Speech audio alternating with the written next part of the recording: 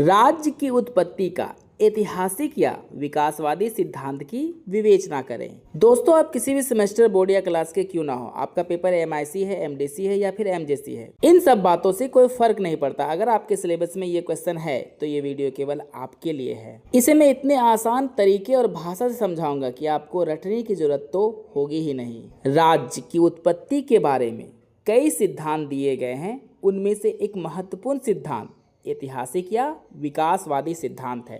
कहने का मतलब है दोस्तों, राज्य की उत्पत्ति कैसे हुई, इस बारे में अनेकों सिद्धांत दिए गए हैं, अनेकों विचार है। उन सभी महत्वपूर्ण विचारों और सिद्धांतों में से एक है ऐतिहासिक या विकासवादी सिद्धांत। इस सिद्धांत के अनुसार राज्य किसी एक व्यक्ति, समझौते या घटना से अचानक उत्पन्न नहीं हुआ, बल्कि यह धीरे धीरे समाज के विकास के साथ बना। मतलब बड़ा आसान सा है दोस्तों।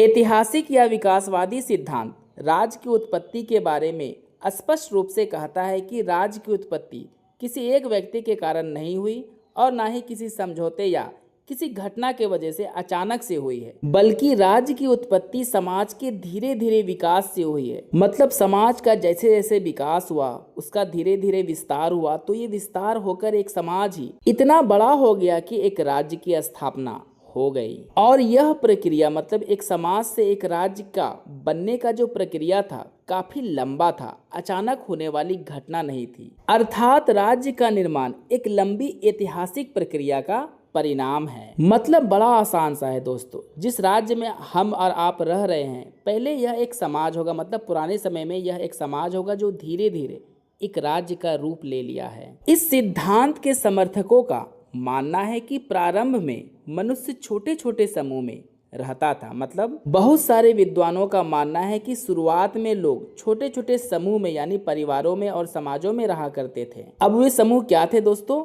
आगे डिस्कस करते हैं। सबसे पहले परिवार का निर्माण हुआ। मतलब लोगों के द्वारा बनाया गया पहला समूह परिवार होता है।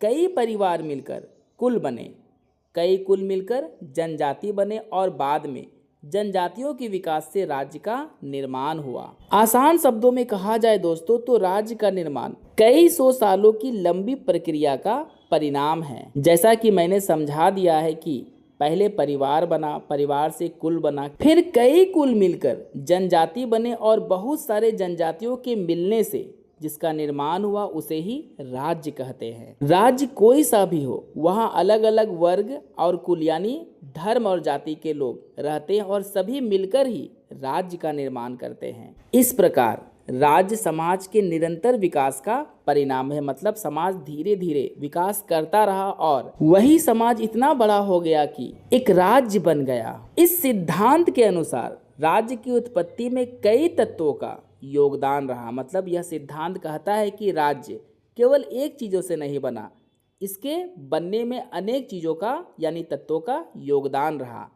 इसमें परिवार, धर्म, शक्ति, आर्थिक आवश्यकताएं और सामाजिक संगठन प्रमुख है। मतलब बहुत ही आसान है। एक राज्य के निर्माण में परिवार, धर्म, शक्ति, आर्थिक आवश्यकताएं और सामाजिक संगठन मुख्य रूप से भूमिका निभाती है। इन्हीं सभी तत्वों का योगदान होता है एक राज्य के निर्माण में। परिवार ने लोगों को एक साथ रहने की शिक्षा दी। धर्म ने लोगों में एकता और अनुशासन बनाए रखा। सुरक्षा की आवश्यकता के कारण लोगों ने शक्तिशाली नेताओं को स्वीकार किया। धीरे धीरे यही नेतृत्व राज व्यवस्था में बदल गया। ये सारी बातें स्पष्ट कर देती है कि एक राज्य के निर्माण में परिवार, धर्म, अनुशासन, सुरक्षा और शक्ति की आवश्यकता राज्य के निर्माण में महत्वपूर्ण भूमिका निभाती है। इन सभी तत्वों के बिना किसी भी राज्य के निर्माण की कल्पना भी नहीं की जा सकती है। दोस्तों, मेरा नोट्स अगर आपके लिए हेल्पफुल हो रहा है और आपको इसी तरह का नोट्स चाहिए तो सब्सक्राइब करके जुड़ जाए मेरे चैनल के साथ और वीडियो को अधिक से अधिक लाइक और शेयर करें। आर्थिक कारणों ने भी राज्य के विकास में महत्वपूर्ण भूमिका निभाई। वे आर्थिक कारण क्या हैं, उसे अब डिस्कस करेंगे। जब व्यापार, कृषि और संपत्ति का विकास हुआ, तब नियमों और कानूनों की आवश्यकता महसूस हुई। मतलब जब लोगों के पास व्यापार और कृषि के कारण संपत्ति आना शुरू हुआ, तब लोगों में अपने धन और संपत्ति की सुरक्षा के लिए नियम और कानूनों की जरूरत महसूस होने लगी कि अगर कोई नियम और कानून होगा तो हमारे धन और संपत्ति की सुरक्षा होगी। जैसा कि आज हमारे हर एक राज्य में नियम और सुरक्षा होती है जो हमारे और हमारे धन संपत्ति की सुरक्षा करती है।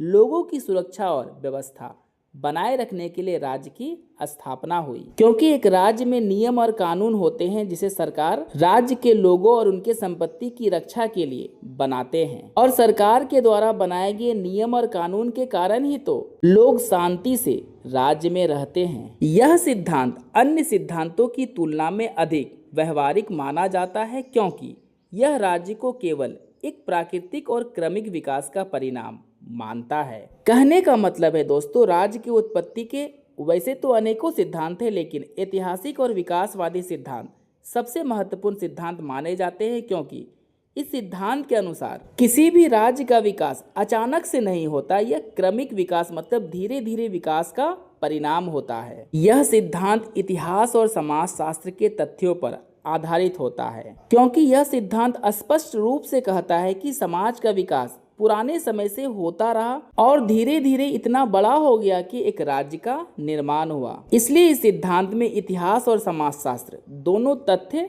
मौजूद होते हैं। इसलिए कई विद्वान इसे सबसे अधिक उचित मानते हैं। मतलब बहुत सारे विद्वान राज्य की उत्पत्ति के अनेकों सिद्धांतों में ऐतिहासिक और विकासवादी सिद्धांत को सबसे सही मानते हैं। हालांकि इस सिद्धांत की आलोचना भी की जाती है। दोस्तों, ऐसा कोई सिद्धांत नहीं है जिसकी सिर्फ तारीफ हो, क्योंकि जो भी नियम कानून बनाए जाते हैं उसमें गुणों के साथ साथ दोष भी जरूर होते हैं, मतलब कमियां जरूर होती है। आलोचकों का कहना है कि यह स्पष्ट रूप से नहीं बताता कि राज्य की शुरुआत कब और कैसे हुई। मतलब इस सिद्धांत की आलोचना करने वाले विद्वानों का कहना है कि यह सिद्धांत इस बात को स्पष्ट रूप से बिल्कुल नहीं बताता कि आखिर जो राज्य का निर्माण हुआ उसकी उत्पत्ति हुई कब से हुई और किस प्रकार से हुई, क्योंकि यह सिद्धांत केवल यह बताता है कि किसी भी राज्य का निर्माण लंबे समय के परिणाम स्वरूप हुई है, लेकिन कब हुई और कैसे हुई यह नहीं बताता। फिर भी यह सिद्धांत राज्य की उत्पत्ति को समझाने में बहुत महत्वपूर्ण माना जाता है। मतलब कुछ कमी होने के बावजूद भी यह सिद्धांत राज्य की उत्पत्ति को समझाने में सबसे अधिक महत्वपूर्ण माना जाता है। दोस्तों, मेरा नोट्स अगर आपके लिए हेल्पफुल हुआ है, आपको समझ में आया है, तो कमेंट करके जरूर बताएं। अब इसके अंतिम पैराग्राफ को डिस्कस करके इसे फिनिश करते हैं। अंत में कहा जा सकता है कि ऐतिहासिक या विकासवादी सिद्धांत राज्य को मानव समाज के निरंतर विकास और सामाजिक आवश्यकताओं का परिणाम मानता है। मतलब जैसे जैसे मानव का विकास हुआ वैसे वैसे समाज का विकास हुआ और समाज का रूप बड़ा होते गया और राज्य का निर्माण हुआ।